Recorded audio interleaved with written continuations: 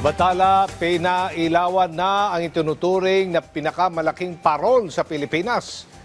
Kasabay ito ng pagpapailaw rin sa Christmas tree sa isang theme park sa Laguna at makulay na fireworks display. Yan ang ulat ni Ben Manalo. Nagmingming ang kalangitan sa fireworks display sa isang sikat na theme park sa Santa Rosa, Laguna kagabi. Bukod sa makukulay na fireworks display, tampok din sa programa ang pagpapailaw sa giant parol na may sukat na 22 feet na likha ng renowned lantern maker mula Pampanga na si Eric Kiwa. Sa ngayon, ito na ang itinuturing na biggest parol sa buong Pilipinas.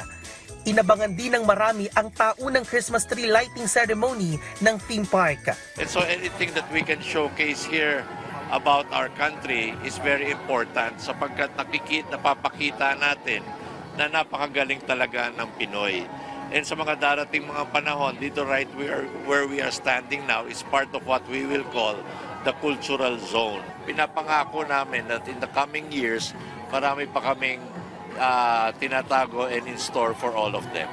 Very thankful that you always light up Santa Rosa and nilagay niyo po sa mapa rin naman ang Santa Rosa. But then again, this is not just a place, but a way for people, for families to come together to make good memories. Hindi naman pinalagpas ng mga bumisita sa theme park na saksihan ang pambihirang pagkakataon.